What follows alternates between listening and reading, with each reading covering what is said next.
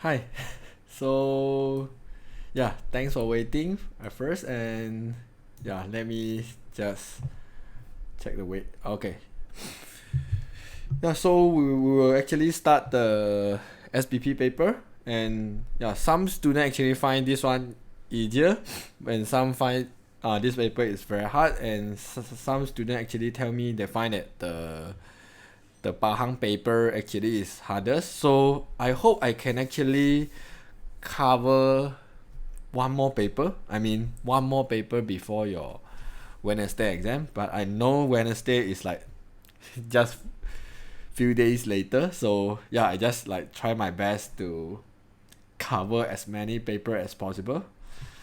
Alright, so yeah, just is there anything want to ask before I start? If not, I just do not want to waste your time. So let's start, and I hope we can finish before 11. Yeah, because paper one normally is very short. Yeah, and I go through this paper and got few questions is a little bit confusing. So I will trying to actually go through with you those like difficult questions. Okay, let's start.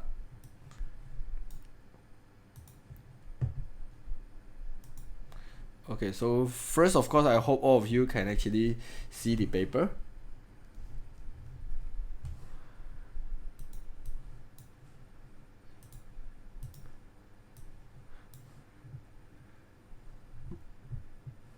Yeah, we will do the paper 2 first. I mean, we will do the paper 1 first. Then only we go to paper 2. Did I say is paper 2? Or did I type wrongly? Yeah, we will actually do the paper 1 first. Okay, so yeah. So let's go for this paper.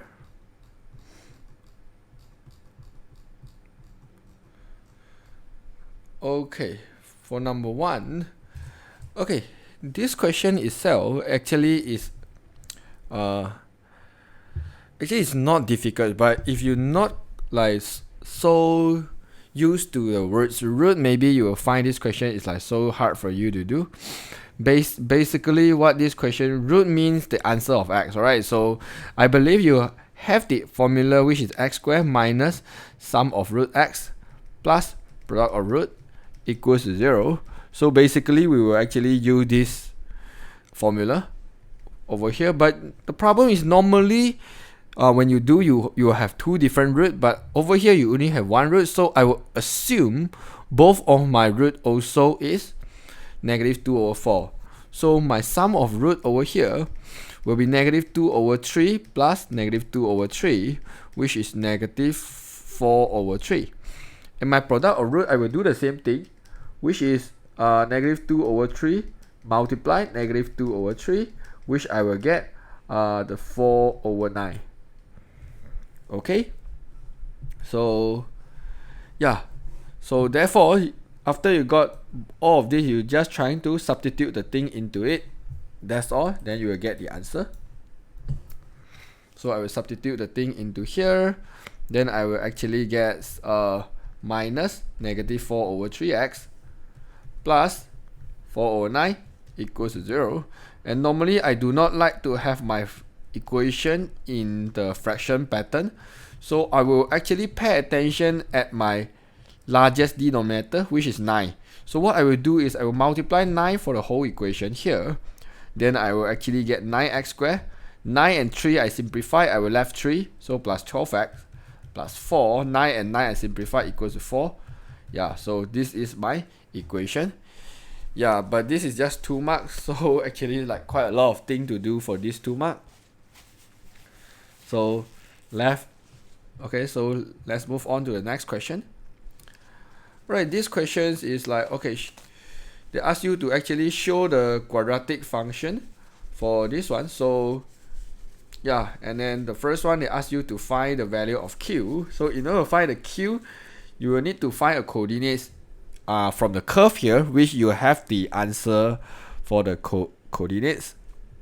So yeah, so this is the only coordinate I have, which is 2, 0. So I will just substitute 2, 0 into my function here.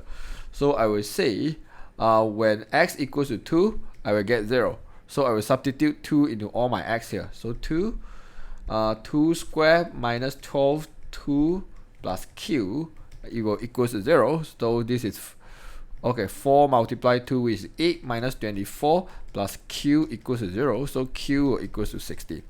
Alright, then I know this value is 16. Alright, and then the question asks you to find the range value of x when fx is bigger than 0. Alright, so for this one, actually it's inequality, but I want to give you some idea is like you should understand what is the meaning for fx equals to 0. Fx equals to 0 basically means y equals to 0. If you draw on the diagram itself, y equals to 0 means what? This one actually means x-axis. Y equals to 0 actually means x-axis. So, okay, so if fx equals to 0 also means x-axis. So when fx bigger than 0 is, the meaning is, what happened to the curve when the curve is above x-axis? Because bigger than 0, right? If equal to 0 is x-axis, is less than 0 means below x-axis. Alright, this one will be less than 0. This one will be bigger than 0. Alright, so I will pay attention. Since we know q is 16, so over here square root 16, you will know this value actually is 4. 4 is the value here. So if bigger than 0, I know this curve will continue go this direction and this direction, isn't it? Yes, so if I know that, so I will know from the x-axis and above, the x value should, because here it start from 2, right? So you go to 1, 0, negative 1, negative 2, so it will be less than 2. Right, and then this x over here is actually start from 4, isn't it? So I know x should be bigger than 4. Right, just like that. So I hope you can understand that. Right, so therefore this is the answer for B. If the question changed a little bit, the question said fx were less than 0. So what happened? When fx is less than 0, then I will see below the x-axis, which your curve is between here only, right? So your x should between 2 to 4. So then I will say my x is between 2 to 4. Alright, this is the difference between bigger than 0 and less than 0. Can't use the b squared minus 4ac formula. In this case, you can't do b squared minus 4ac because fx itself is not equals to is nothing to do with b squared minus 4ac. And if you want to do b squared minus 4ac bigger than 0, I guess you will get the same answer also. Maybe. Let's try. So we have 2x squared minus 12x plus q. Okay, q is 16. Yeah, if you want to use the b squared minus 4ac, you have to assume this one equals to 0. But the question actually tell you it's bigger than 0, right? Yeah, so what you can do is, no, in this case you can't use b squared minus 4ac. Yeah, you have to understand the graph. Normally we use the b squared minus 4ac, yes, is to find the unknown. Yes, normally is to find any unknowns in the graph. But b squared minus 4ac, you cannot find the inequality. Yes, sometimes, yes, I do understand what you're trying to ask. Sometimes b squared minus 4ac bigger than 0, you will get the inequality, right? But your inequality is not in terms of x. That means your inequality maybe is a k something, k is less than something, or k is bigger than something. But this value confirm is not x. Why I can so confirm it's not x? Because b squared minus 4ac, you never substitute the x into the b squared minus 4ac. What? Because the abc is a number in front of x and x squared, right? So you will never have x into it. Alright, so you should know why you need to do b squared minus 4ac. Okay, let's move on to the next one. Alright, so okay, so this one, the question tell you is arithmetic progression. Yeah, this one seems a little bit weird compared to other AP question, but I don't care what I don't care what the question gave me, because I know as long as this one is AP, then I know the second term minus the first term always need to be the third term minus the second term. This is the method we find the common difference. Alright, so then I will just use it. So this one is my first term, this one is my second term, this one is my third term, right? So I will use second term minus the first term will equals to the third term minus the second term. Alright, then I just solve this equation. I can easily get tangent. So negative sine theta, I move here with plus 1 theta, so it will become 3 theta. Negative cos, I move to the other side, will be plus 1 cos theta, so you have 2 cos theta. Then sine theta, cos theta, I move to the other side, and the 3 I will move to the other side as well. So sine over cos is tangent theta, so tangent theta will equals to 2 over 3. Yeah, that's all.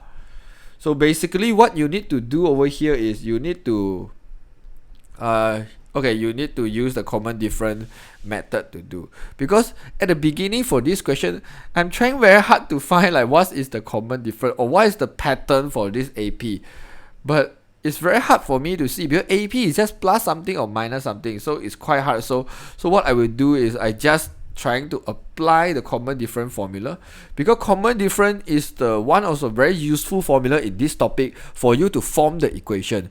Because I have some idea is like if I can form the equation, then I can find tangent. So I'm trying to form the equation. Alright, so yeah, it's kind of like the proven question, like proof question, but it's not the same. Because proof question, they will give you the answer here. So, but it's a little bit similar like that.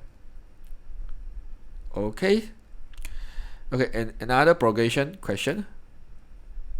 Let me just move. Okay, middle a bit. Okay, so you have the Adrian's trend to participate in a marathon run. She found that on average she would took 3 minutes 25 seconds for the first km. His running time is increased constant 2% more than the previous km. Okay, so constantly 2% more than the previous km. So that means on every km the Adrian will actually run slower and slower because the time is increased, right? Alright, so you have a flyer. Diagram 4 show a promotion poster of the running event participated by Adrian. So list the time taken for the first 3 kilometers. So yeah, the first one is quite simple, but because there's a percentage, so I don't like my answer in minute and second. So I can either change everything in minutes or I change everything in second. But in this time I change everything in second seems easier.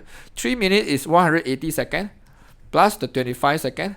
So we have 205 seconds over here. So okay, this one is for the first km. So in the next km is actually will increase 2% is given. So I'm going to multiply 1.02. It represents 2%. Alright, so some student might ask me why is 1.02? It's just something like 100% plus 2%. Okay, so it's 1.02. So then I will get my next value. So I will try to find all the value here. 205 multiply 1.02. So I will have 209.1, and then second, and then I multiply 1.02 again, and then I will got something like 213.3 maybe. So I will this one is the first 3 time they want, right? List the time taken for the first 3 km. Yeah, that's all. This is the first km, this is the second km, and this is the third km. Alright, so then calculate the time taken to complete the run. So yeah, so this question actually like asks you to calculate how long it will take to finish the run. So in order to complete the run, you need to see the flyer, because the flyer is only information. So you have some fun run 5 km only, and then you have half marathon, which is run 35 km, and then you have the full marathon, which is run 50 km. So when I say complete the run, I will assume it's 50 km. Yeah, because this one seems like run only half only, and the first one seems like only run for fun. So I will just assume the complete run means 50 km. So then they want me to calculate like the total time taken, right? So I will need to find from the first km sum to 50 km how long it take. So I will do F50 for the GP. Obviously this is GP, alright? So because you are multiply, you are not plus or minus, this is multiply. But then for SM for GP, you have two issues here because you have two different formula. One is A 1 minus R power of n divided by 1 minus R. The other one will be A R power of n minus 1 over R minus 1. So you should know which one to use. So depend your R. So when your R is less than 1, then you will use the first one. Alright, when your R is bigger than 1, you will use the second one. So in this case, what is your R value? Your R basically is 1.02, which is bigger than 1. So I will use the second one. Alright, I will choose the second one. So then I'll just sub into here. So my A is 205, R is 1.02, my N is 50, minus 1 over 1.02 minus 1. Alright, I just solve this one. Then I get the answer. So 1.02 power of 50. And then minus 1. And then multiply with 205 divided by 0.02. Alright, it's a very big time here. I mean this one in second. 78 seconds. So I will change it to minutes by divide 60. So it should be around 288 minutes. And yeah, I minus 288 and I multiply back. So if about 59 seconds. Alright, this is my answer. I hope it is correct.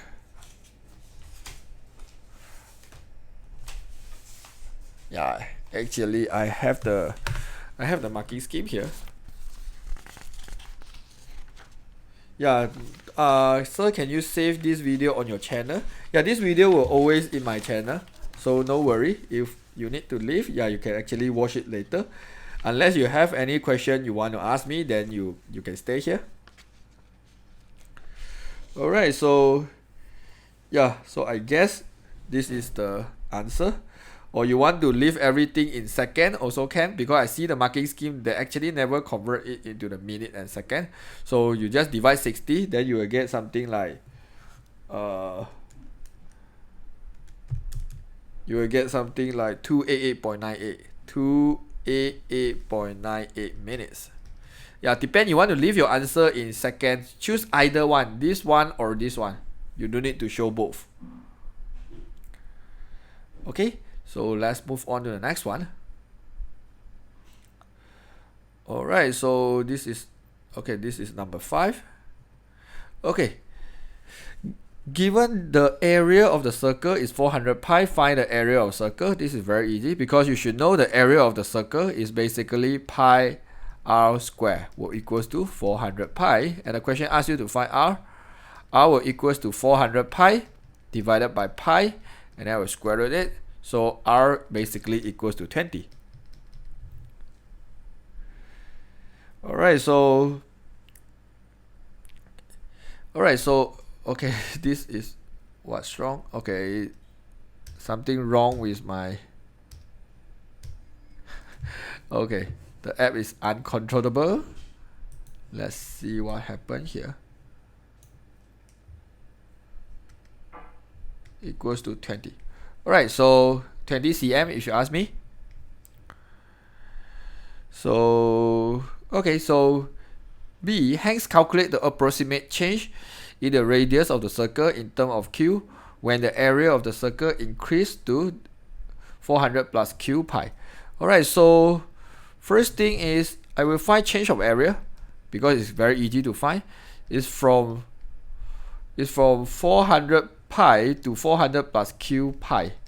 So I use the new value minus the old value. So basically this one is 400 pi plus Q pi minus 400 pi. So I will simplify. So my change of A is basically Q pi. Alright, and then the question actually asked me to find approximate change in radius. So they want to find change of radius. So I form the small change formula. Change of A over change of R equals to dA dr. Of course, I don't have dA dr here. So I know area of circle is pi r square. So dA dr, I can easily find from here 2 pi r. And I got my R. My R is 20. 2 pi 20. So basically, okay, so you will actually get 40 pi. Alright, so then I sub everything here. This is Q pi over change of R equals to 40 pi. And yeah, so change of R will equals to Q pi divided by 40 pi.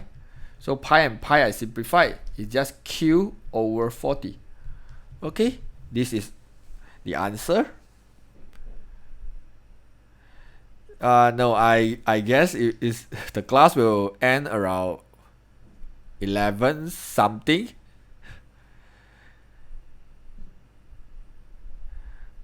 So why is 2 pi r? Oh, because you differentiate pi r squared, then you will get 2 pi r. Because we dA dr, right? dA dr, that means you will move the power 2 to the front and then power will minus 1. This is how we do the differentiation. So why we use the original r's? Why we use the original r to substitute into dA dr? Okay, because you need to use the r value before the area change. So before the area change, the area of the circle actually have 400 pi, right?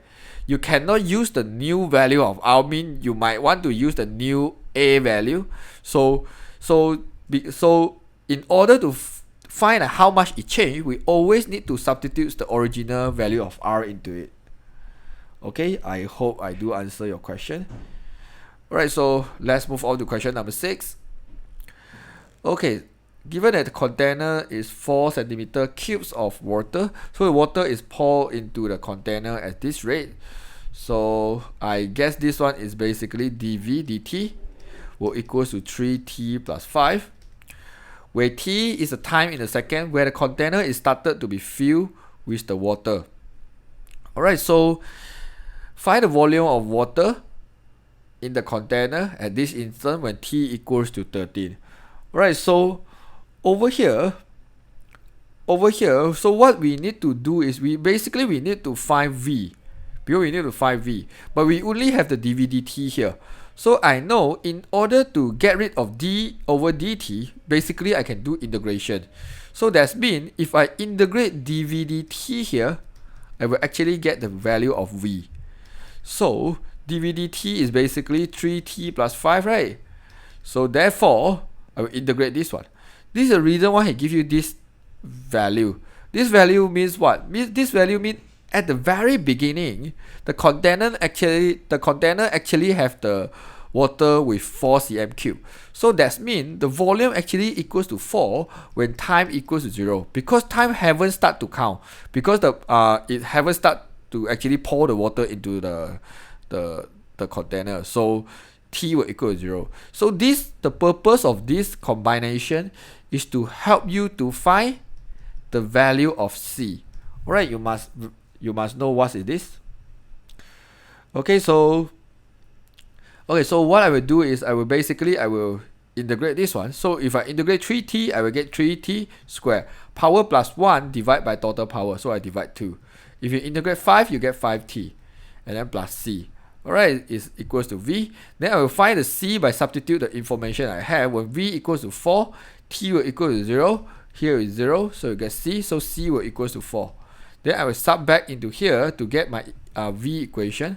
So therefore, my v basically equals to 3t squared over 2 plus 5t plus 4. Then you can easily find like what is the volume of water when t equal to 13. You just substitute 13 into the t here. 13 squared over 2 plus 5, 13 plus 4. Alright, then you solve this one, you should be able to get the answer. So how to know when to use integration? Okay, when to use integration is a very good question. There's a lot of chance you will use the integration, but normally, okay, we just like discuss about the motion along the straight line, that topic. So normally you will use the integration for two reasons. Okay, the first reason is I will use the integration to find the area under the curve. Alright, or you can find it like area under the straight line, you can use integration. Or the second reason we'll use the integration is to find the equation of the curve.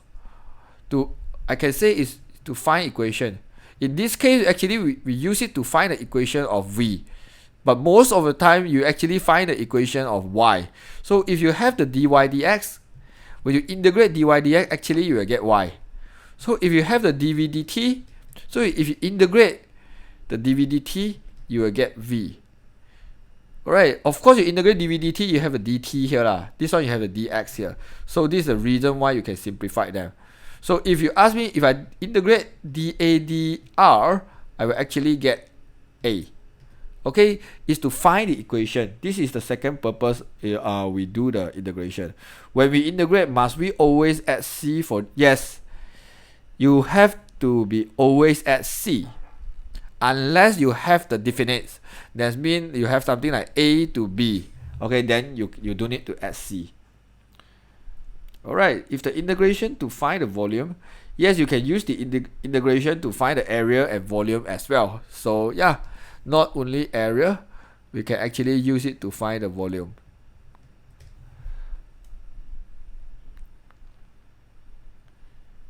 If integrate is to find the volume, what if I use the dy dx? Okay, this is a very long topics. Okay, let me just give a very quick explanation. Okay, you have the dy dx. Okay, you integrate the dy dx, you actually get the equation of curve. Okay, this one basically is the curve equation. Okay, then you integrate again. Basically you will get the area under the curve. This one basically, when I say integrate again, mean integrate y. This one is integrate dy dx. So you integrate the y, you basically you will get the area under the curve. But if you integrate y square, you can get the volume under the curve, which you have another formula is something like pi integrate from a to b y square dx. Okay, this is to find the volume. Alright, so yeah, this is some of the purpose of integration. But because on the motion along a straight line, you like integrate velocity, you will actually give you help you to find the displacement. The one is totally different thing. Alright, so let me come back to this question. Yeah, so let me move on.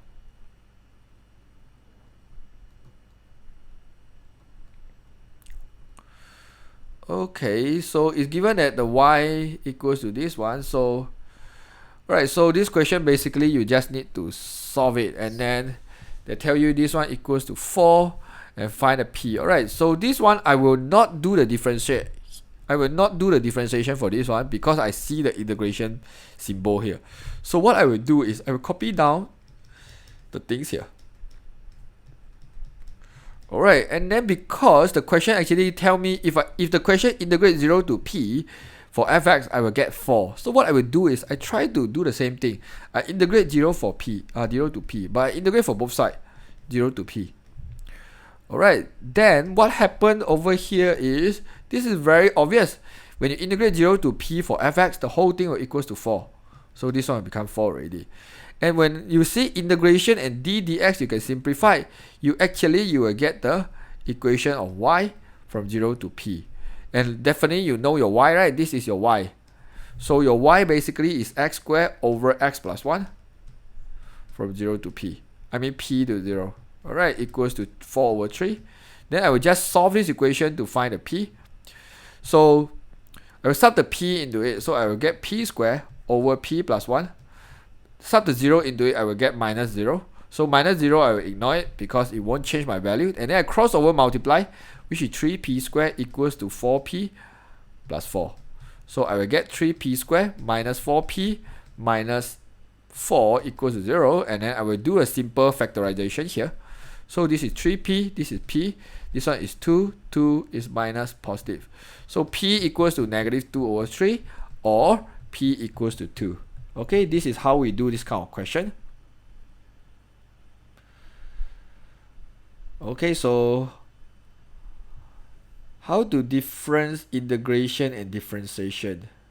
Wow, this is a very broad topic. How to difference like integration and differentiation?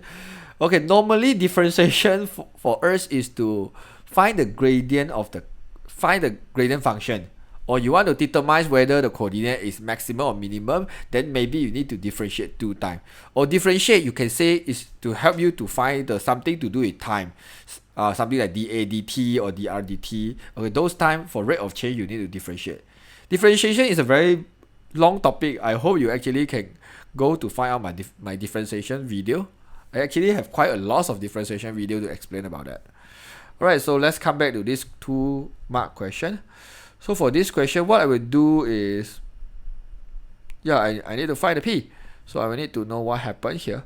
So what I will do is I will focus over here because both of them will have the same y value here, isn't it? So that means when I got x equals to 4 here, I will get the same y value when x equals to p. Right, so this is then this is what I will do. I want to find out what is this value first. What is the fx value here? So I will do something like, okay, maybe I let fx become y lah. I don't like fx here. So y will equals to 2x minus 3. So I try to sub the 4 into here. 2, 4 minus 3. So basically is 8 minus 3, you get 5. So I know the value here is 5. Then I will sub it back to actually get the value. So when my y is 5, so 5 equals to modulus 2x minus 1. So the modulus move to the other side. I have positive negative 5 equals to 2x minus 3. Okay, so that means before the modulus, this one actually should cut at somewhere here, maybe. Okay, but anyways, so I was positive 5 I already did, so I will ignore about positive 5, so I will do the negative 5 here. So therefore, my 2x will equals to positive 3 minus 2, x equals to negative 1. So I know my p equals to negative 1. Alright, actually, I guess you have more than one way to do the question like this, but I just used to do like this. Alright, so I hope you can understand this. So scroll to question 7 for a while. Okay, any problem for question 7?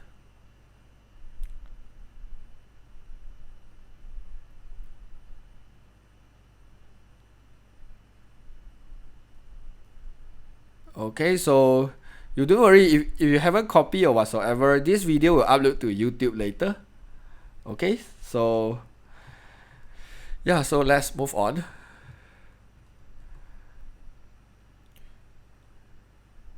So what if I minus 1.5 with 2.5?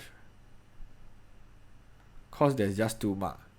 You minus 1.5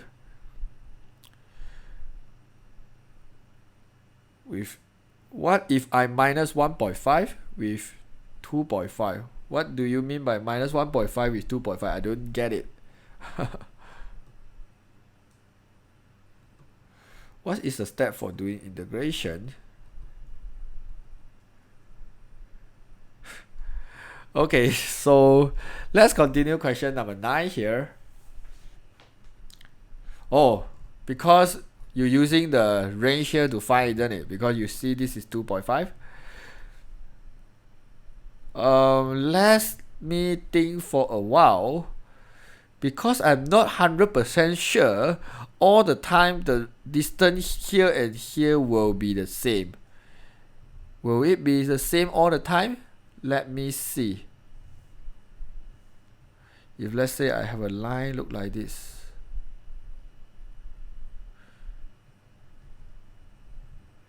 should be,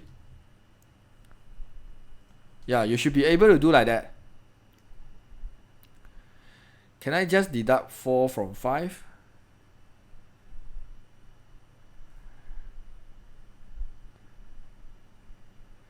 I think it just considers the answer. Yeah, because I find out that this in this case is just a coincidence. If you want me to give you the 100% answer, like can you always assume that this one is the midpoint? I need to do some experiment on myself, but I will not do it here. Okay, so let me move on. But normally I will use the proper way to do it.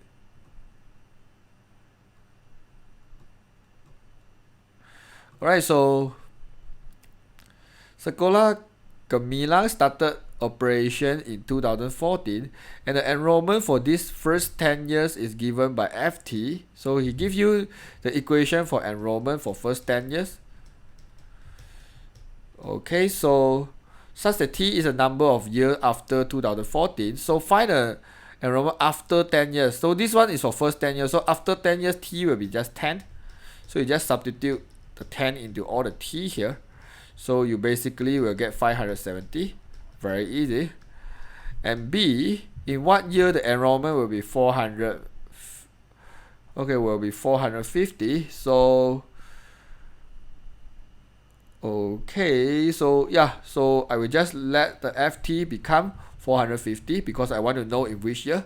So therefore, I know 270 plus 30T will equals to 450. So 30T should be equals to 180. So T should be equals to 6.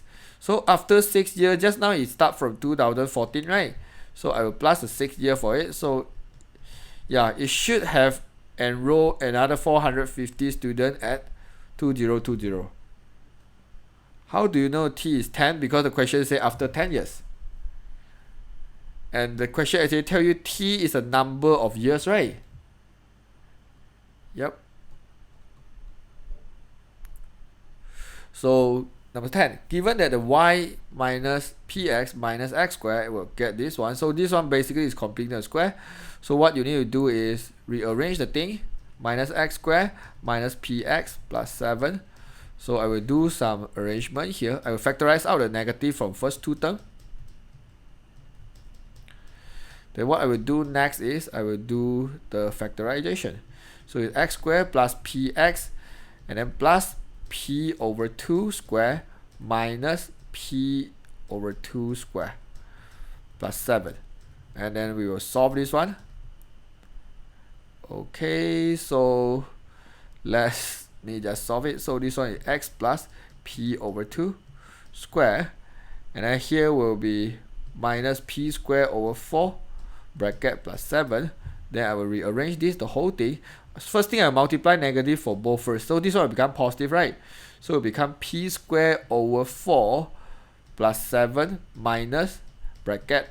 This one have negative, right? P plus x plus p over 2 square.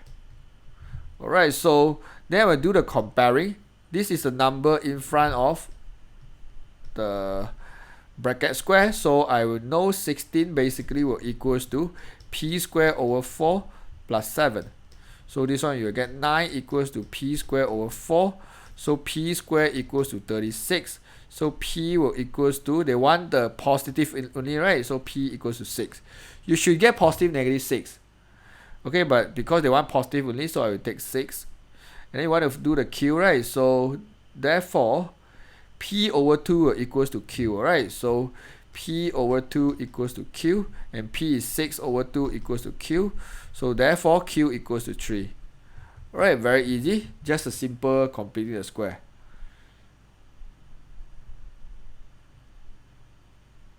Okay, for those like recommendation and all that, I will discuss with you all maybe when we have the mid break or after I finish this paper first, because I just want to focus on this paper. So for right now, I will answer those questions related to the discussion.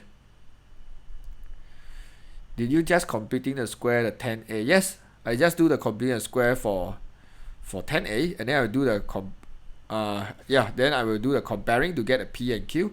Yeah, actually I forget about part B. State the maximum point of the curve.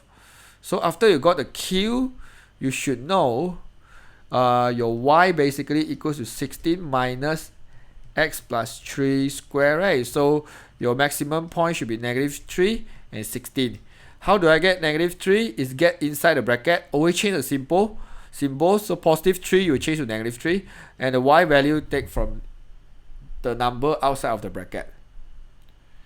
Okay, so yeah, remember to do part B. Just now I kind of forget it. Okay, then question 11 is a linear law. Very obvious. Okay, so you have this equation, and the straight line will cut the xy square exit at 0, 4 and 3. Okay, so very obvious, everything is there. So the question asks you to find the value of P and Q. So right now I want to find P and Q, so I will form the equation myself, then I do the comparing. So y equals to mx plus c. My y over here is xy square. My m over here is negative y-intercept over x-intercept. Alright, my x is 1 over square root x plus c. C I will find later. Or c obviously is 4 lah. Very obvious. C is the value we touch on vertical intercept plus 4. Alright, so this one basically is my equation. So I will comparing with the equation given here, and then I can easily get my answer. So I have xy square. So I will try to take the q out to let you see the idea, plus p. So because of this one, you can easily get the q and the p, isn't it? So p equals to 4, q equals to -4/3. Okay, so that's all for p and q, and then find the value of y when x equals to 4. So you want to find the value of y when x equals to 4. So what you need to do is basically you need to substitute into the equation. So I will choose this equation because it's easier. So when x equals to 4, so we substitute the 4 into here. So 4y square equals to -4/3, 1 over square root 4 plus 4. So I will solve this equation to get my y. Build the question asks so. So 4y square, this one is 1/2, so you will get -4/6 plus 4. 4 is 24/6. So you got 20/6 equals to 4y square. So y square equals to 20/24. I simplified by divide 4. I will get 5/6. So y should be square root 5/6. I mean 5/6. Yeah, the answer is a bit weird. Is my answer correct?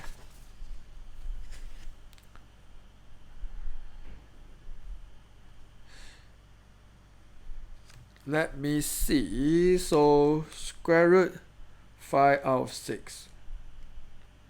Yeah, which is correct. Okay, you can leave in decimal because the marking scheme actually in decimal. So it will be 0.9129. Okay.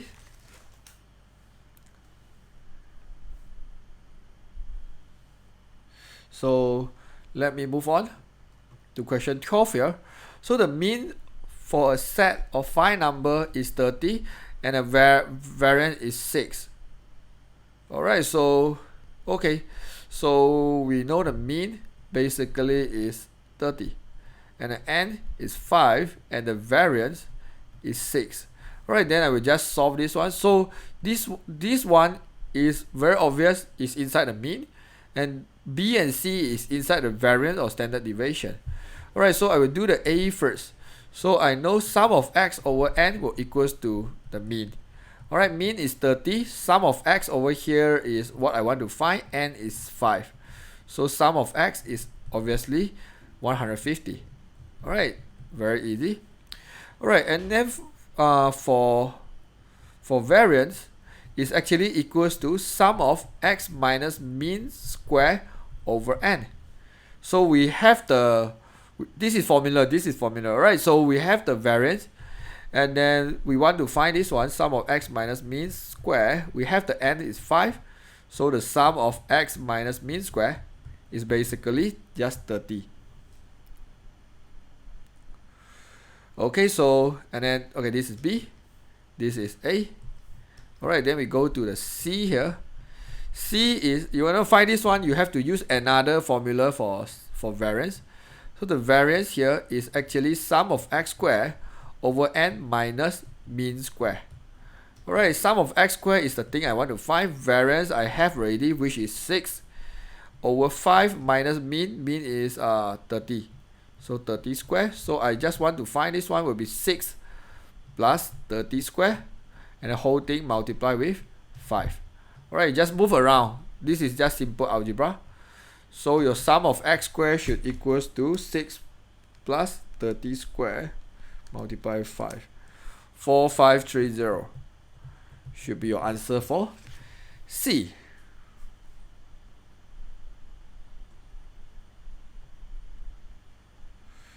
So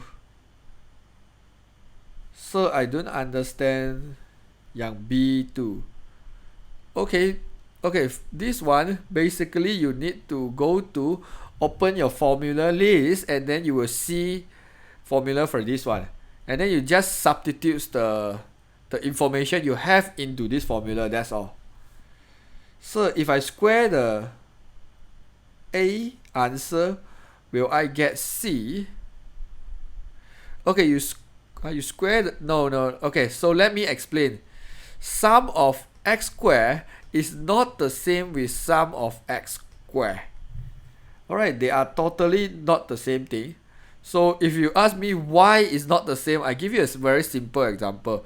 Let's say my x value is 1, 2, 3. So I sum of x is basically 1 plus 2 plus 3, which is 6. So if I do the sum of x squared, I actually get 36. But if sum of x squared, this is x, right? So if x squared over here will be 1. I square this one, I square this one, I square this one will be 1, 4, and 9. So if I sum of x squared here, that means I plus this one is equal to 14. 14 is not the same with 36, right? So they are not equal. Alright, so this is something you don't mess up. You make sure you actually understand it. Alright, so let me just explain. Okay, let me just explain, but let me just move on. Okay, find the number of ways is the 5 cards are to pick and 2 of them are vowel. Alright, this one, I can say it's a little bit confusing, but of course I can explain it. So because right now you have 1, 2, 3, 4, 5, 6. You have 6 cards over here and you want to pick 5 cards. And overall here you didn't see any arrangement, because a lot of students, they used to, like, whenever they see letter they straight away use the P. But in this case, because you don't have any arrangement needed, so what I will do is I will choose first, because they want 2 vowel first. Okay, so that means I want to make sure I will pick 2 vowel. And then the rest of the card I want is consonant. So we will 3 consonant, because total I need to have 5 cards here. Alright, so in order to get 2 vowel here, how many vowel? Okay, just for students who do not know what is vowel. Vowel basically is A, E, I, O, U. Alright, and what is consonant? Consonant means not the vowel, means X. So it's not the vowel, means except A, I, O, U, all is consonant, like B, like C, like D, like F. Alright, so we have how many vowel here? We have 1, 2, 3. We have 3 vowel here. I need to choose 2 because I need 2 vowel. And then I have 3 consonant here, which is K, N, and R. I need to choose all the 3. So it will be 3C3. Then I multiply them. And then I use calculator. My answer is just 3.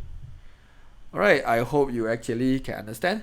Right, all cards are arranged. Okay, whenever you see the word arrange, you know maybe you will need to use factorial or you need to use P. Okay, so all cards are arranged with all the vowel are placed next to each other. All cards are arranged with all the vowel are placed next to each other. So in order to let all the vowel placed next to each other, so I will group the vowel together. I will group all the vowel together, which is E, A, and I. And then I have K, I have N, I have R. So what I will do is when I group together, I will count them as 1. So I have 1, 2, 3, 4. Okay, with 4 letters, I want to arrange them is 4 factorial. But because the 3 vowel here, they can arrange among themselves, right? So I will multiply 3 factorial for it. So the answer should be 144. So why not P? Because in the first part, they want to pick the letter only. They doesn't say they want to pick and arrange the letter. So when arrangement is not involved, there's no need to use P. So you will use P when you see the word arrange. But when you see the word pick, or you see the word chosen, or you see the word select, I can say most of the time you will use C. And you will see the word arrange to actually use P. Or sometimes some case won't tell you arrange, but the case actually will indicate you the arrangement is very important. I can give a very simple example. Let's say I have 4 students in my committee, and 4 of us want to take a group photo in a row. How many ways I can arrange? So definitely 4 people is totally not the same, right? So I can arrange 4 people in a row in order to take the different photo. So in this case, the arrangement important, so I will use P. Yeah, some case the question will not tell you P or C, so you need to try to understand the question. If you think the question arrangement is not important or doesn't matter, then you use C. Alright.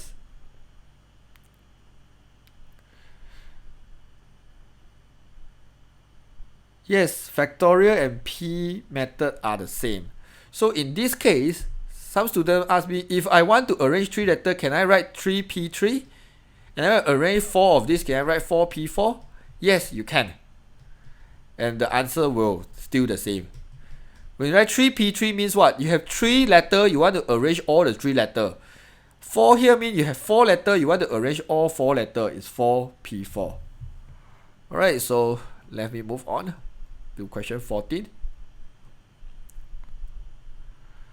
Okay, so Amin, Dennis, Chong, Ganis, and Hila play a game. So basically you have 5 person play a game. Let me give a short form for name. I just don't like to pronounce name because my pronunciation is very bad. So we have 5 different person who actually play a games. So the game require each person to actually throw a fair dice once per turn. So if they get any number between 1 to 5 inclusive mean what? Inclusive actually mean include 1 and 5. If exclusive, that means doesn't include 1 and 5. So inclusive here, I have 1, 2, 3, 4, 5. Okay, this is inclusive. If exclusive, I have 2, 3, 4 only. I hope you can understand. They will have to tell a secret about themselves. So they actually play a game and they will throw a dice. If the dice is 1, 2, 3, 4, 5, then they have to tell a secret. If the dice is 6, then they can pass. Basically, this game is very obvious, right? Okay, so yeah. So Chong does not tell a secret by the end of 3 turns. So when Chong does not tell, you want to find a probability. That means the first time the Chong throw the dice must get 6. Second time it must get 6 also. Last time it has to get 6 also, because you can only pass mean does not tell the secret when you get 6. So in the dice, the probability of getting 6 is 1 over 6. So you multiply 1 over 6, you multiply 1 over 6, then you will get 1 over 216. Very easy. Alright, so okay, for B, each of them will tell only one secret by the end of their 5th term. Okay, so this one, that mean, yeah, you have to tell at the 5th term here. That mean, I give you some idea. That mean the first time, don't need to tell. Tell only one secret, right? By the end of their fifth term, each of them tell only one secret. Okay, so that means you can be the first time you tell, and then the second time you don't need to tell, third time you don't need to tell, and fourth time you don't need to tell, and fifth time you don't need to tell. You only need to tell one time. But there's a chance you first time you don't need to tell, but you need to tell on second time. And third time and fourth time you don't need to tell also. Do you see that? Or it can be first time and second time you don't need to tell, and then you need to tell on the third time, and fourth and fifth you skip. Or, so basically you can see my T is moving from first place to second place to third place to fourth place and to fifth place. So what I will do is I will just find one of it and then I multiply 5, because another 4 over here will actually have the same probability with the first one. So I will use my answer multiply 5 later. Okay, so let's see. Okay, if you don't need to tell, you must get 6, right? So 6 is just 1 over 6.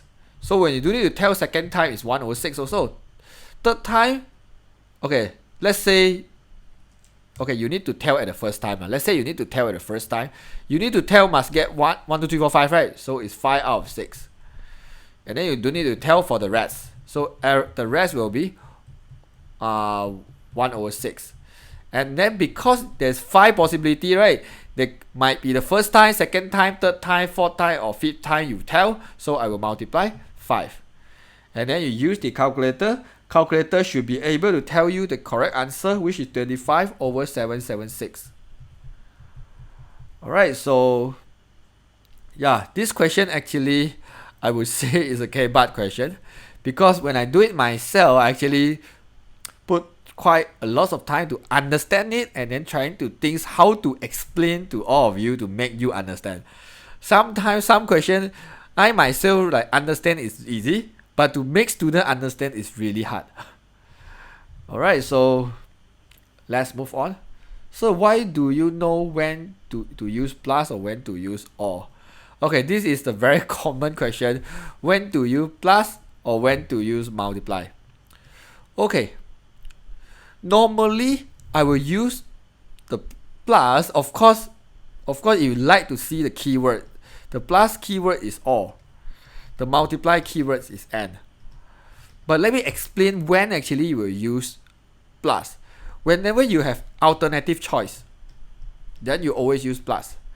When do we use multiply? Whenever it's in the same case. In the same case, then we will use the multiply. Okay, I give you some idea why I say so. Okay, so example. So this one, I need to complete the whole thing, then only consider one case, right? Then only we'll call it one case. So that means within this case, all the symbol will have to be multiplied because they are in the same cases.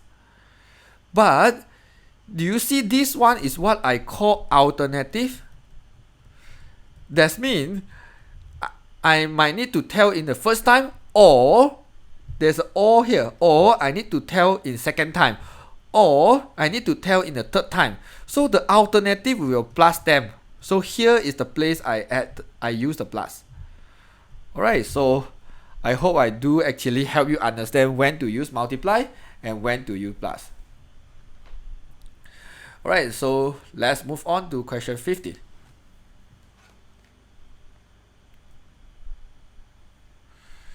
Okay, so the mass of the student is SMK Yaya Bestari.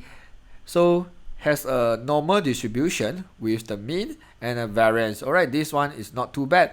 But whenever you see the means, especially you can feel it, this is a probability distribution. Always change the variance to standard deviation. You see, I write standard deviation. Okay, my bad. So this one will be the mean, which is 56. I don't like variance, so I will change to standard deviation, which is square root 120. Okay, because variance is just standard deviation square. Alright, so the mass of the student, we have the standard score. Standard score means Z. Alright, standard score means Z. So I will use the Z formula, which is X minus mean over standard deviation. So yeah, so if this is 0.3, you want to find x, is very easy. X minus 56 over square root 120. So therefore, x is equals to 0.3 multiply square root 120 plus 56. Alright, you should be able to get a decimal answer.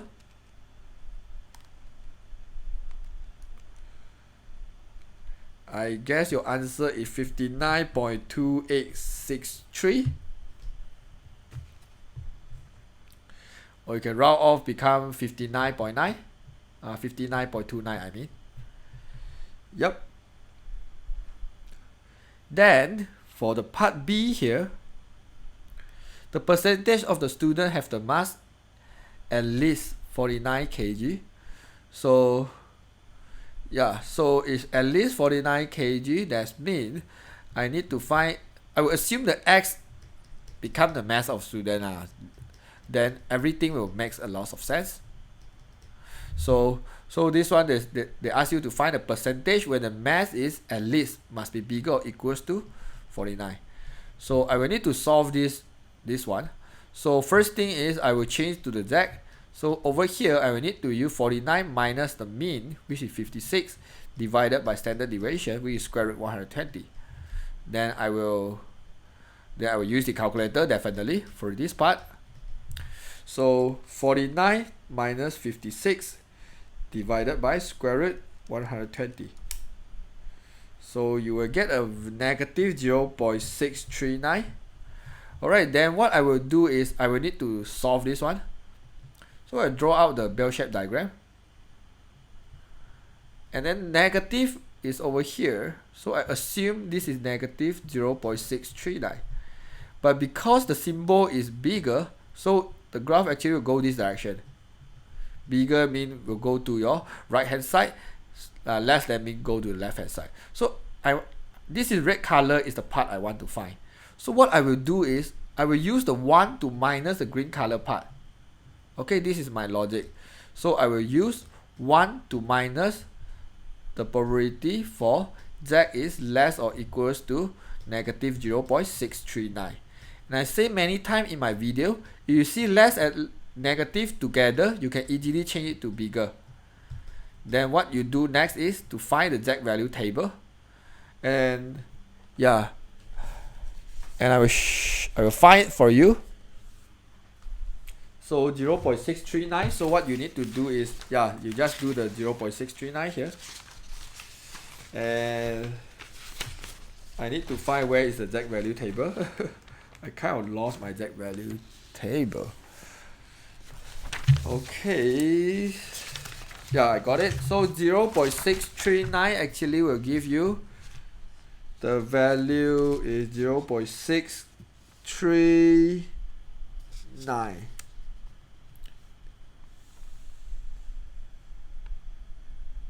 29. So 2643 minus 29. So you should get 0.2614. Yeah, thanks for someone actually helped me to find out this one.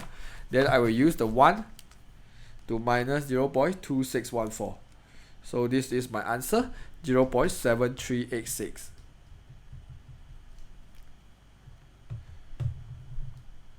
Alright, so let's move on to question 16.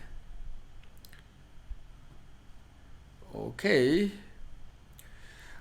an architect is given the task to design a stage for use of television show by using the circle as a design concept.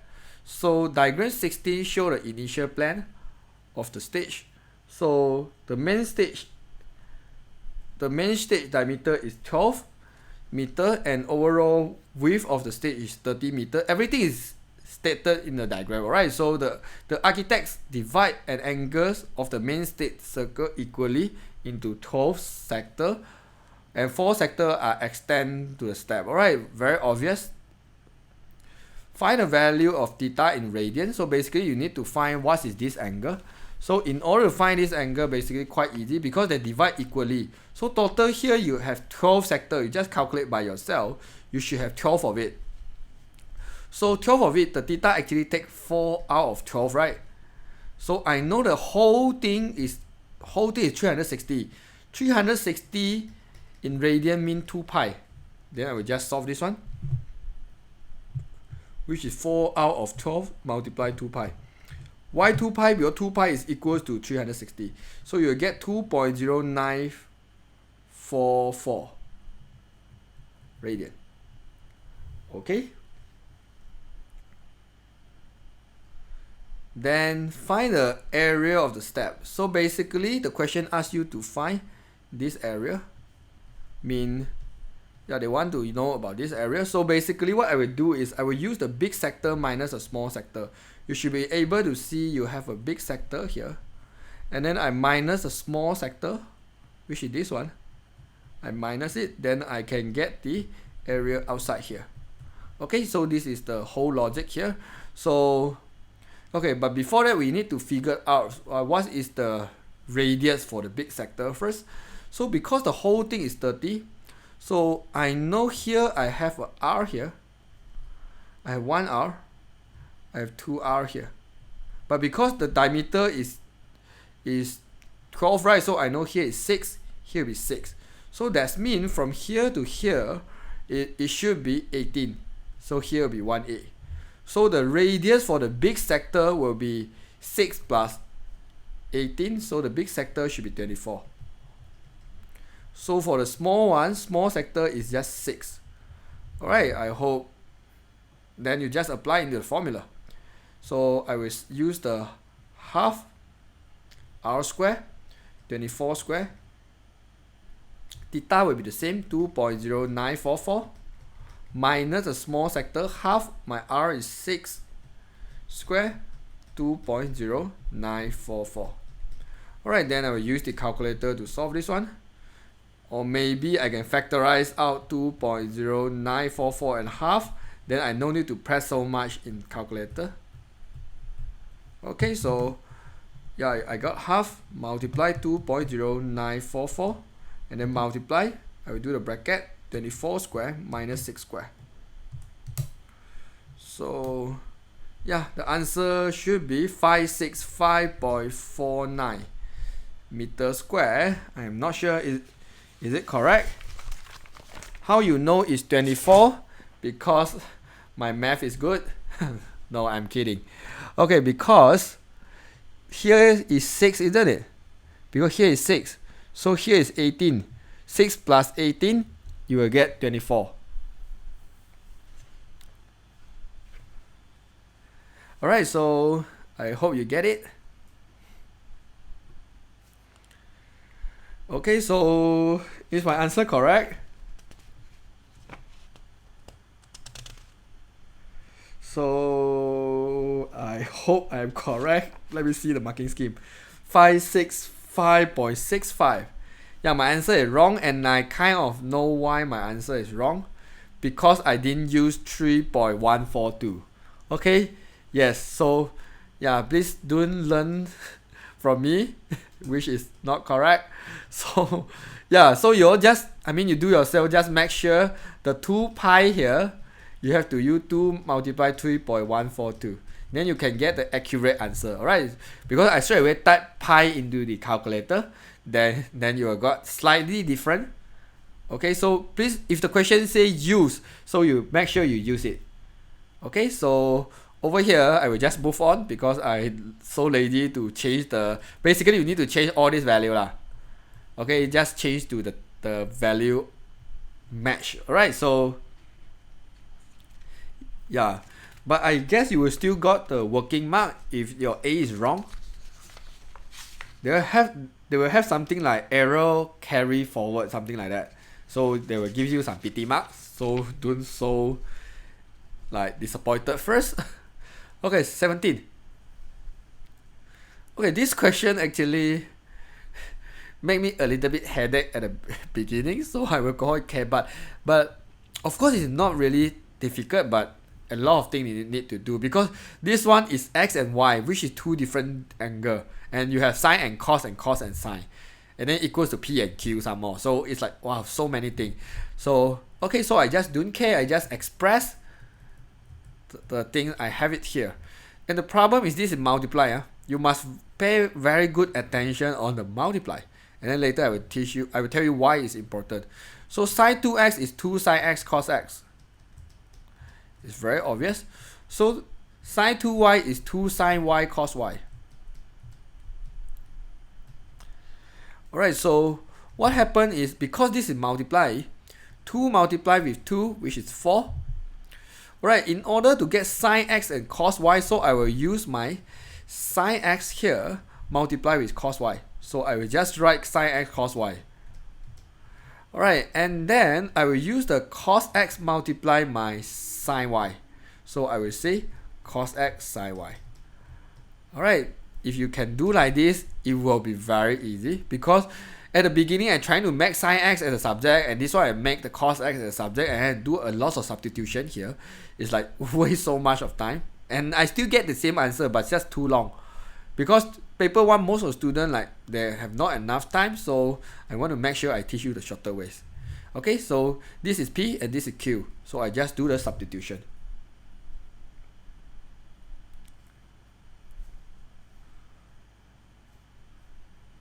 Okay, so let's move on.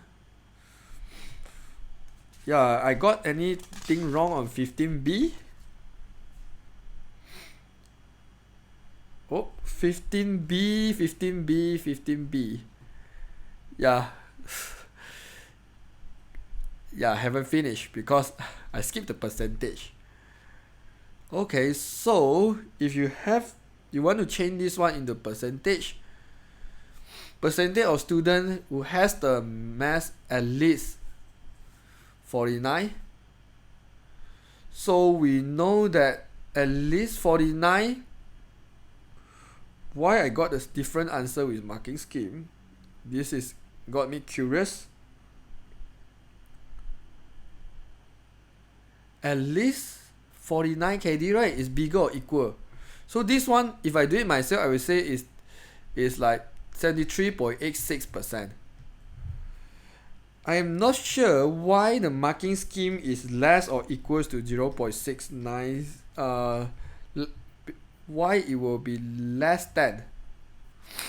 Because this one, because this is not at least, this is less than.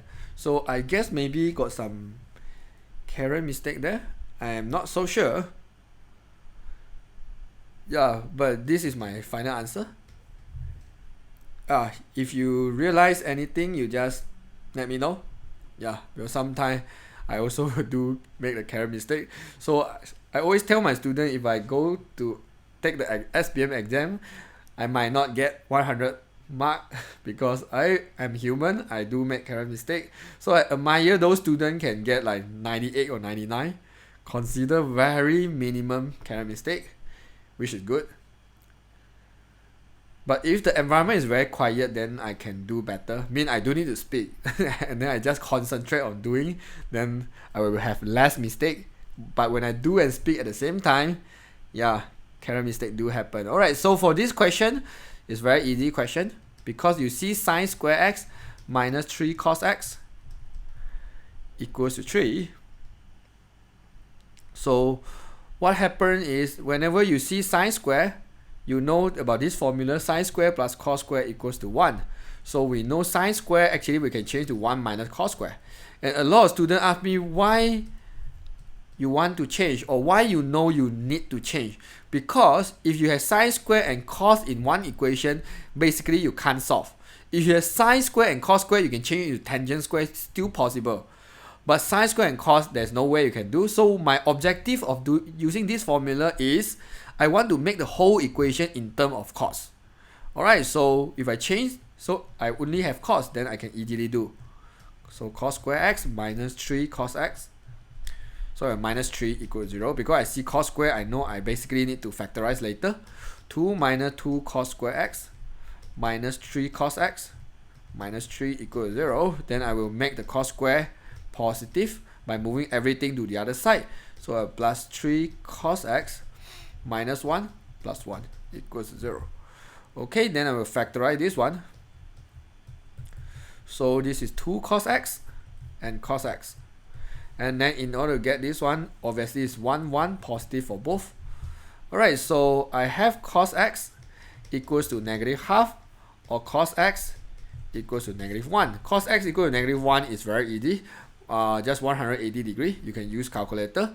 Alright, this one, negative, you need to do a reference angle, which is you move the cos to the other side, ignore the negative first to find a reference angle, which is 60 degree.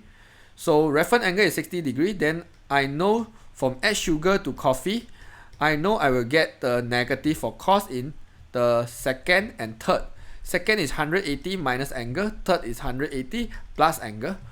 So 180 minus the 60, I got 120. 180 plus 60, I got 240.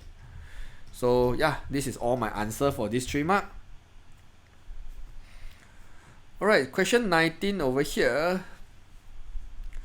Okay, basically you need to express and then do some substitution over here. Okay, so 35 power of x and 25 power of x minus 2. Alright, so 35 power of x, obviously you know 35 is 7 times 5. So you have x for both because you expand it. Alright, so and then this one is 5 power of 2x minus 4 because 25 is 5 square. Alright, so 7 power of x is b, 5 power of x is a. And then this one, I will change a bit. I will say this is 5x square. Minus mean divide. 4 means 5 power of 4. Alright, so I will solve this one. And then I will get AB. So this one basically is a square. 5x is a. Over 5 power of 4 is 625. So I guess the final answer should be a cubed b over 625.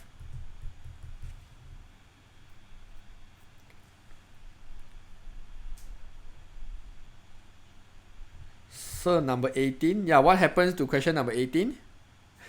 Yeah, I see some students actually lost in, you see when the thing is cos equal to -1. Okay, some students might like wondering why I know this is 180, because I like sketched the cos graph for more than 100 times. So I definitely know cos will get negative is on the middle of the graph, which is 180 to get -1. So when I see -1, I know x is actually 180. Definitely you can use the calculator. Calculator will still tell you 180, isn't it? I never used the calculator before. Let me try. Okay, shift cos -1. Yeah, calculator will tell you it's 180. Okay, so are you going to stream modern math tomorrow? I guess I will do the modern math tomorrow, but for paper 1 mostly. Or you want paper 2? Yeah, I will do one of paper, because Monday is, if the modern math, I guess it shouldn't be too difficult for all of your MF students here. Yeah, if you want to arrange the angle from small to big, yeah, you can always say, therefore, x is equals to 120, 180, 240. Yeah, you can always do that, no problem. Yeah, so if for modern math, you all prefer I do paper 1 or paper 2?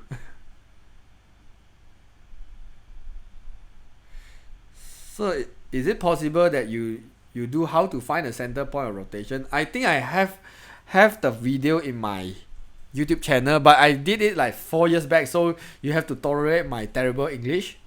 Yeah, I do have that video in my YouTube channel. Yeah, that's not possible. I do both paper because it will be very, very long. Okay, just let me arrange and then I will announce in my Facebook page, so you all can actually stay over there. And I have the earth topic in my YouTube channel also. I think I have few earth question also. But so far I find earth question is easier than transformation. I just don't like about transformation. Okay, so let's move on. We have like 5 or 6 more questions. Okay, so find the value of log 317. So log 317, we need to find the value. Okay, you can type in the calculator. No, I'm kidding. You have to show the working. So So in order to show that you find your cell without straight away type in your calculator, change everything in base 10. Okay, so then this is log 17 divided by log 3. It's very straightforward, so you should get the answer 2.5789. Alright, then B, A log AX equals to A. This kind of question for me is very easy because I know I can throw the A to the other side. So you just imagine this is one very heavy object. This is a very heavy object. So when I move my A to the other side, this object actually will drop to the ground floor. It will drop down to the ground floor. Okay, this is some idea. So if I do it, I just imagine this one will drop down, so I get log AX. So my A throw to the other side, it will become the base of it. Okay, so X equals to A. Okay, so I hope you actually, you guys use anywhere can help you to remember lah. Because I know that log AB equals to C. So B actually equals to A power of C. So therefore, if I do backwards, so I have to make sure my C is dropped down and this one move to the other side, it will become the base. So this one move to that, it will become the base for B. Okay.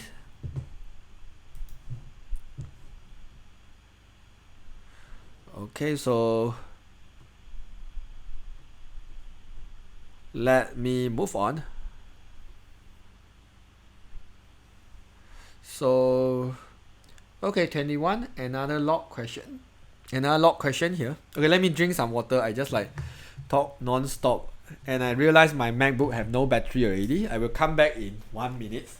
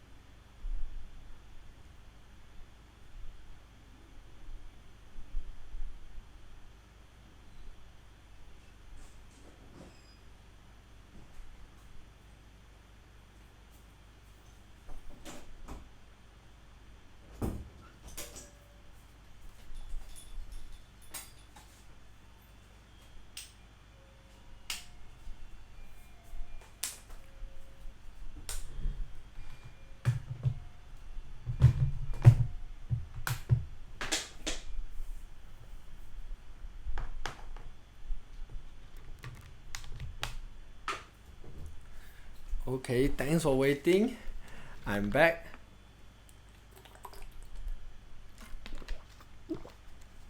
Yeah, I'm not going to yum cha.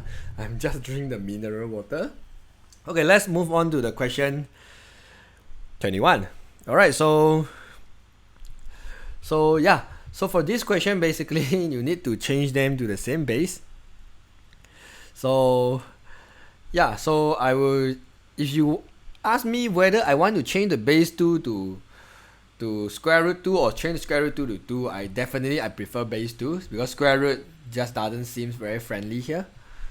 So 3 plus x squared. Alright, so this one is basically, I will change into the base 2. So I write the log base 2 and log base 2 here. This is 2 minus x. And then this one will be square root x. And then what I want to do, I want to solve it, isn't it?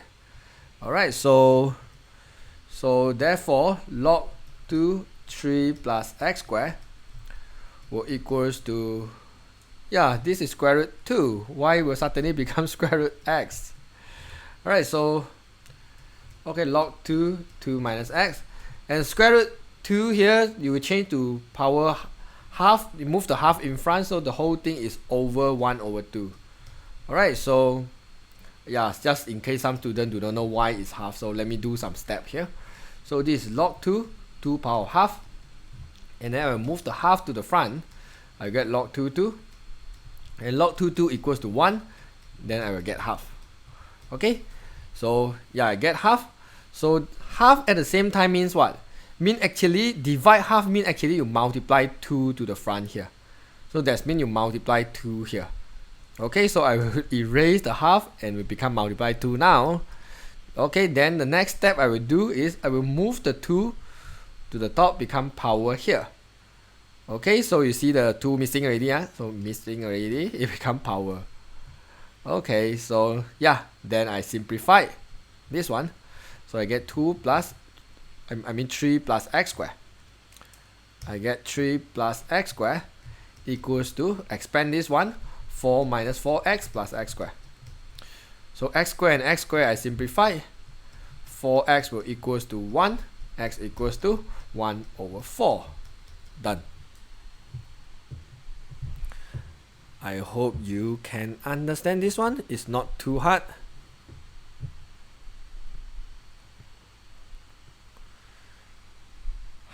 So can you repeat how to got the answer 8 for 18? Okay, later maybe after I finish first, then I go back to 18. Alright, because we have 3 more questions. Okay, so given the isosceles triangle and then with that 3 coordinate, when ABC is reflected in the line AC. Wow. Okay, when ABC is reflected in the line AC, find the coordinate of B complement such that the B prime is the image of the point B. Okay. So what I will do is I trying to find a line AC because I can't visualize this one. Okay, so I will do gradient of AC first. So gradient of AC, because it reflection on the line AC, right? When triangle ABC reflect on the line AC, so I want to know what's the pattern of AC. So I use like y minus, okay, C 1 minus -1 over -2 minus -2 minus 0, so which is -1. So and then I got coordinate A 0 -1, so I know the equation equal to y equal to -x minus 1. Alright, because this is 0 -1, I substitute into here, I can get C. Alright, so reflect in this one, it doesn't seem cool here. Find the coordinates of B. Okay. Oh yeah, I guess I get it. Okay. So basically it's like that. Because when I go through this one, I thought this question is very easy, so I didn't even try. End up is surprised me. Okay, let's see. -x minus 1. So I just like randomly sketch to give you some idea. So maybe you will have something like a negative. Okay, maybe you have something like this. You're passing through a -1, but it doesn't matter. So what matter over here is you need to understand it, because you want to find a B prime. Okay, so just assume the B is here. So if B is reflection in this line, so what we know over here is it need to be 90 degree to actually reflect to the opposite here to have your B prime. So the middle must be 90 degree and the distance here have to be the same. So the first idea come into my mind is I will find a line which is perpendicular to AC, and then I will substitute my B into it, see whether I can get the correct answer or not. Alright, so yeah. So okay, so since we have this equation, which is y equals to -x minus 1. Okay, so I will find a line which is perpendicular to this one and must passing through B.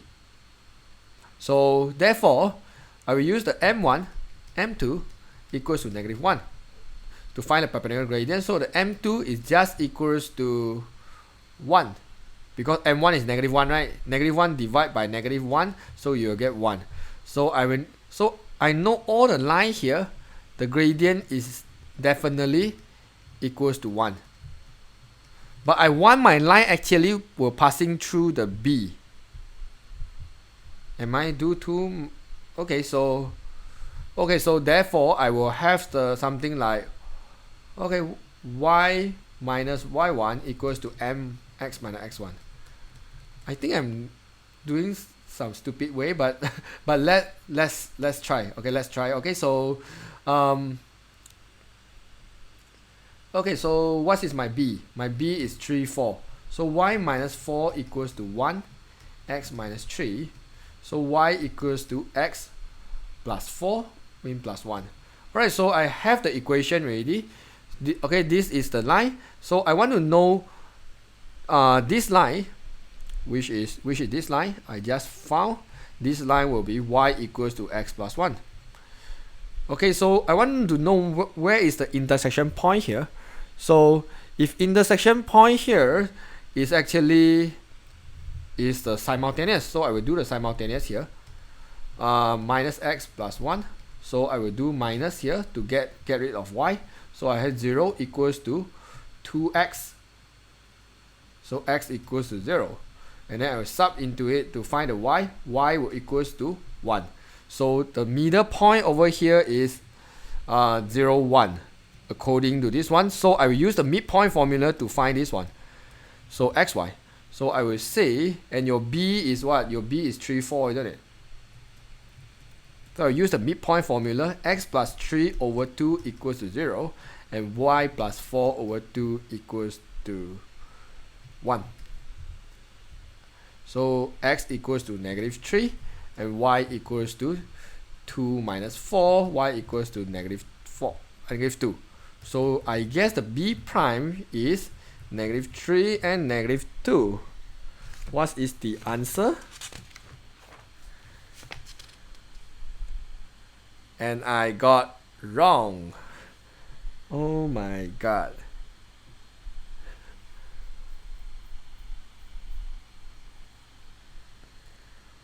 Which part I got wrong?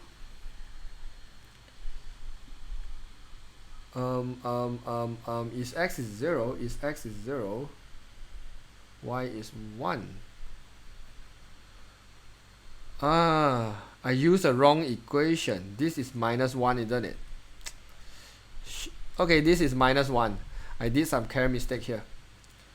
Okay, so therefore this one you will get 0 equals to 2x plus 2. So x is equals to -1. Then your y is equals to 0. So the middle point is not 0, 1, it's -1, 0. So then I need to change this one into -1. I need to change this one into 0. And then I hope I can get a correct answer because the idea is like that. But some substitution mistake. So x is equals to -2 minus 3, -5. And this one equals to -4. So my b prime is actually equals to -5, -4. Which is correct. Okay, so yeah, if you have any smarter way or easier way, just let me know.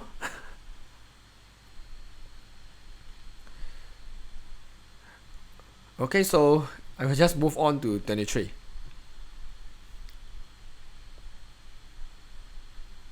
Okay, let me just repeat the whole thing.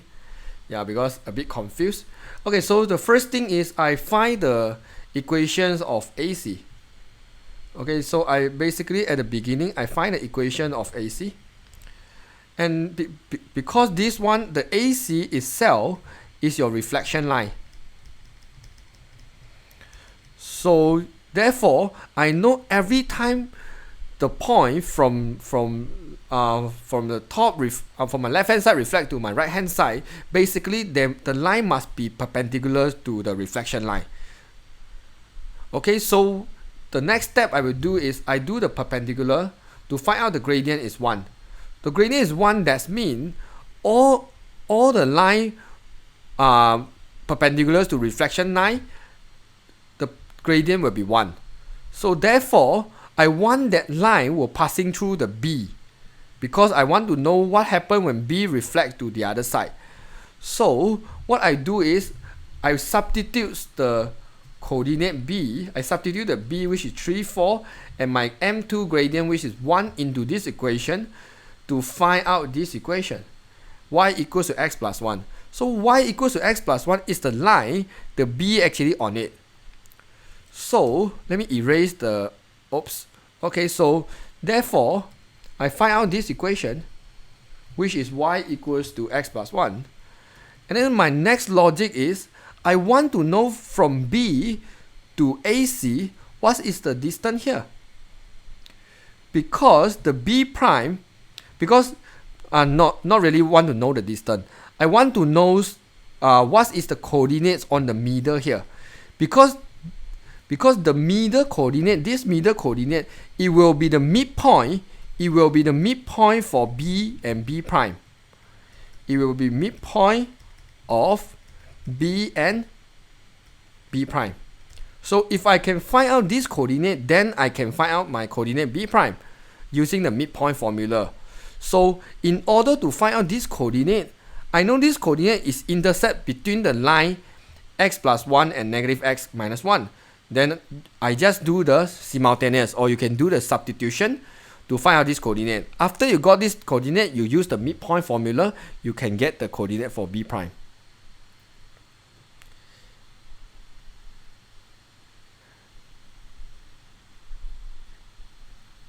Yes.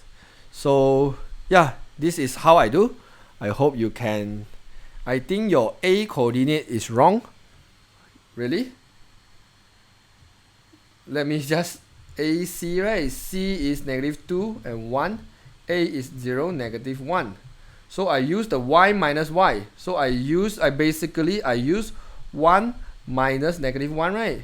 1 minus -1. And then I will use -2 minus 0. So should be correct, my A coordinates. Okay, so let's move on. Now already 11:10 already. So question 23. Okay, given that point K is a point intersects the straight line. Okay, so whenever you see this equation, you know this is intercept form. Okay, intercept form is actually will tell you the intercept. But because intercept formula is x over a plus y over b equals to 1, you got minus, right? So I will assume my x-intercept is 4 and my y-intercept is -12. Alright, so then I will just sketch the thing out. So I got 4 and -12. And okay, so and x-axis, okay, so this line and x-axis that intersect at point L. So this one, this is L, right? And intersect the straight line. Okay, so and y-axis, why so confused one?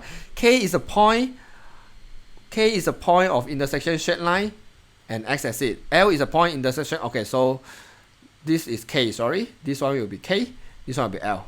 Alright, so find the gradient of KL. So gradient formula, negative y-intercept over x-intercept. Okay, so you will get 3. Quite straightforward. The equation perpendicular to the KL. So yeah, so first thing you have to find the gradient of KL, and then you do m1, m2 equals to -1. So I know my m2 equals to -1 over 3 by substitute the 3 into the m1, move to the other side, divide 3. Alright, so then I need to find the midpoint of KL, because perpendicular bisector mean the line actually will passing through the middle of KL, must be the middle, so we're passing through the midpoint of KL, and it have to be perpendicular. Alright, so I got the perpendicular gradient, so now I need to find the midpoint. So I will say midpoint of KL is basically, okay, let me write the coordinate K first, 4, 0. L is 0, -12. So it should be 4 plus 0 divided by 2, 2, and negative 6. Alright, very obvious. So then I want to form the equation, just sub into the formula. Y minus y1 equals to m x minus x1. Alright, so y plus 6 equals to negative 1 over 3x plus 2 over 3.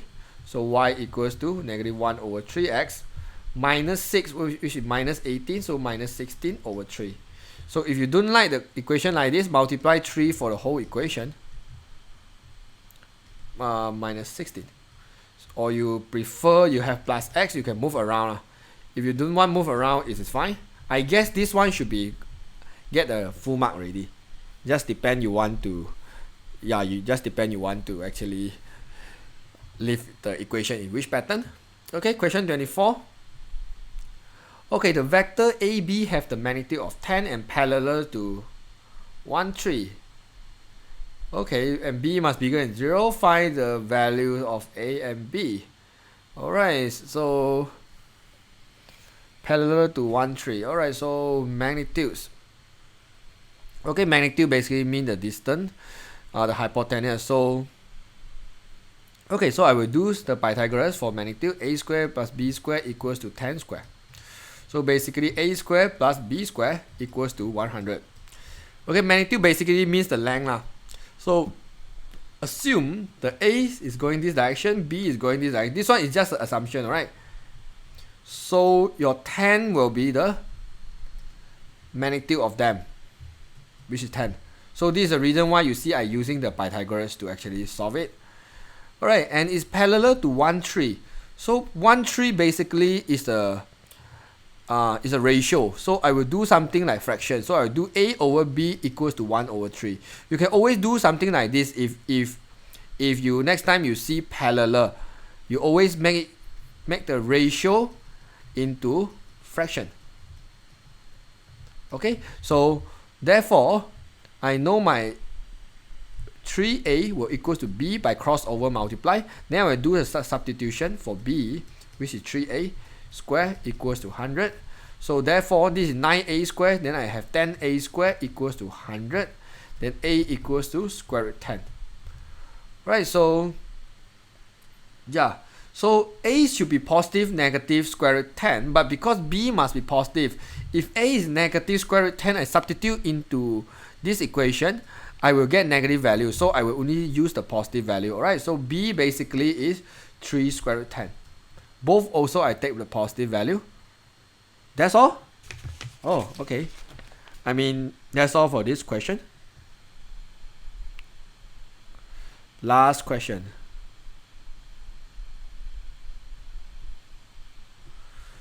So, okay, this question is a little bit confusing. I hope I can get it right for you. Okay, so position vector of A, B, C, D. So whenever I see position vector, always start with O. Alright, so I will say my OA. I write everything in column vector form, right? Easier, 3, 4. And I know my OB is basically 2, 1. And I know my OC is basically 5, 2. And I know my OD is basically 6, 5. Alright, so then only I solve this question. Okay, if given that the A prime is a reflection of A on the x-axis, alright, so and the point A prime C D is a collinear, so basically you have something reflection here again. Okay, I guess SBP school actually like a lot about reflection because we have so much reflection here. So I guess the reflection will be somewhere here. Your A prime, reflection on the x-axis, and this one actually will form a straight line. Okay, this is what they call collinear. Right, so basically what I want to do is I want to know my A prime here. So my A basically, you can see is 3, 4. 3 unit here, 4 unit go up. So the A prime will be 3 unit go to the right and 4 unit go down. So it will be 4 unit go down. So I know my OA prime should be 3, negative 4. Alright, so because later I might need to use it. Okay, so yeah, and then collinear, he give you this equation. So basically my objective is to solve this equation, alright? So yeah, let's solve it. So the question tell you the collinear equation is A prime C equals to lambda CD. So I will solve this one to find out what is my lambda. So I have the A prime, so I will say A prime O plus OC. Of course, add the arrow for every single one. Okay, so equals to lambda. CD is just CO plus OD.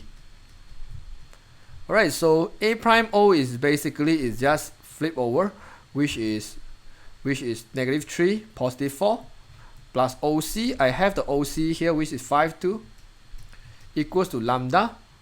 So CO is just -5, -2, plus OD, which is 6, 5. So I will solve the thing here. So this one will give me 2 and 6. So this one will give me lambda, and this one should be 1 and 3. So therefore 2 equals to lambda. That's all.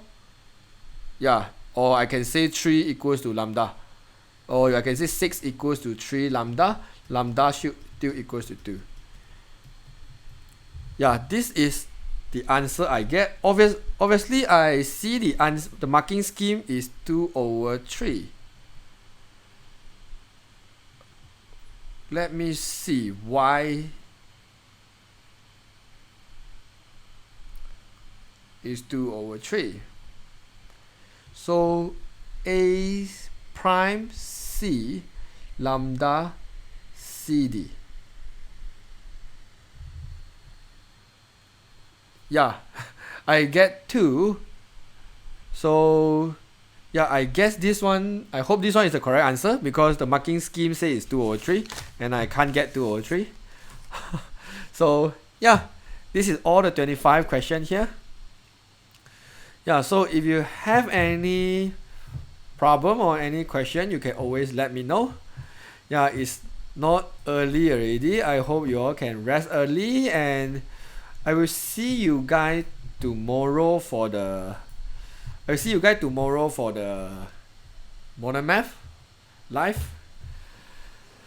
No, I'm not sleep just now because I just take my shower. Because just now, maybe sometimes you see I'm a bit quiet. Maybe I'm thinking how to solve it, because it's not really easy compared to the SPM past year question. So normally you will find the state paper is harder than the SPM paper. Okay, what time tomorrow? Mostly at night, because I have the class before night. I guess I try to make it about something like 8 p.m. because I know like Monday you'll need to take the exam, so I try to make it early a bit so most of you can join. Yeah, SBP paper 2, I think I will do it on Tuesday or Monday night. I'm not sure, but Monday when I come back it's about quite late. But if you all can stay up until quite late, then maybe like Monday 10:30, something like that. I still arrange my time. Alright, it's either Monday or Tuesday for paper 2. And then a lot of students say Pahang paper is very, very hard. So some students ask me to do about Selangor. I can't do so much. So yeah, you all can try to do, and you all have any question, post in the group. I hope the people in the group will help you. Until 1 a.m. Tuesday. No, don't stay up until too late. Yeah, you all find Pahang easier, then maybe I will skip Pahang if you think Pahang paper is very easy. Yeah, Kedah I already did in my YouTube channel. You can go check it out. Yeah, the group, you just go to my YouTube channel and type y equals to YouTube channel. I'm so blurred. Go to Facebook to type y equals to mx+c, which is the straight line formula. And then you will see the group over there. Make sure you fill up the 3 information. Which school are you from? How old are you? Are you a student or something like that? Then I will approve you within few minutes. Alright, then I do the Pahang one, since a lot of students ask me about the Pahang one. Negeri Sembilan paper 2. Let's see how much time I have, because your exam is on Wednesday. It's not possible to do so much paper. Yeah, tomorrow I'm thinking maybe do paper 2 lah. Because paper 1, even you cannot do, you still can tempa, right? But paper 2, you cannot do, you can't tempa. Maybe I will discuss paper 2 for tomorrow model math. Alright, so MF exam is on Thursday, not Wednesday. Maybe I remember wrongly. Yeah, which state for model math is a good question. You all find that which state try paper is hard? Yeah, nice Thursday. That means I have one more day. Where you buy this shirt? This shirt I got from Muji. Thursday. Alright, so yeah, so for model math maybe I do for MRSM paper. Yeah, because yeah, MRSM is a Mara school. Maybe their spot, the SPM question is quite accurate. So yeah, let's do about MRSM then. Wednesday teach whole day. Yeah, Wednesday actually I have the class until 9 p.m. So I can't teach here whole day.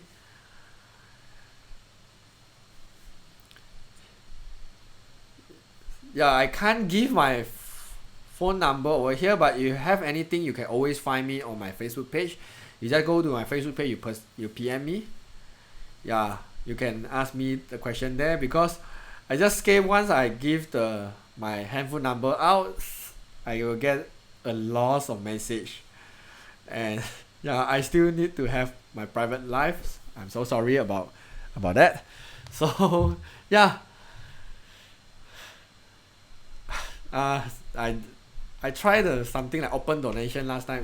It's not easy, but it's fine. You're still student. I try to not get the money from you, because yeah, you're still student. It's fine. So yeah, so all the best and rest early. All the best for your modern math, and I think I will say the same thing again tomorrow. So I better say it tomorrow. So go to right now. Today is Saturday. Maybe you all want to burn some midnight oil. So make sure you all go to do few model paper before you sleep. I'm kidding. Just rest early. I will see you guys tomorrow. Bye bye. Good night.